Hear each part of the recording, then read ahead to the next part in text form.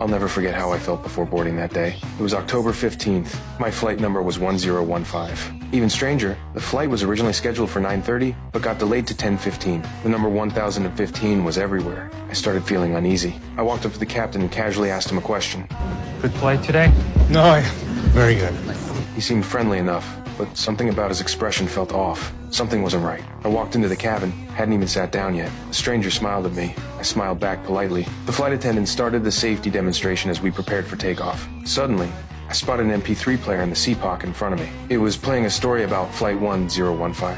Wait, 1015? That's the exact flight I was on. I was curious, so I put on the headphones. What happened next shocked me. The story on the MP3 was playing out in real time. It said passengers were fastening their seatbelts. I looked up and the flight attendant was demonstrating how to use them.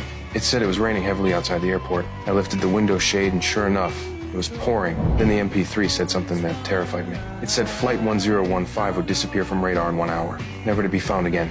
I chuckled nervously. That couldn't be possible. Suddenly the plane shook and we took off. But there had been too many coincidences today. I was scared, but there was no turning back now. I could only tell myself none of this was real. The MP3 kept playing. It mentioned there were strange details about this flight's disappearance. Like the captain's name being Donner, I immediately paused the MP3. Right then the captain spoke and I heard his name. It was Donner, exactly what the MP3 had said. I was stunned. I kept listening to the MP3. It said a flock of birds would appear near Flight 1015. When the plane flew through a storm, one would hit the engine at 10:21. The moment it finished, there was a loud bang. I jumped out of my seat. I checked the time. It was exactly 10:21. I started feeling dizzy. Fear took over my mind. I had to get to the bathroom and calm down. I splashed cold water on my face, trying to pull myself together. When I returned to my seat, the plane had stabilized. Strangely, the other passengers didn't seem bothered by the explosion. It was as if nothing had happened at all.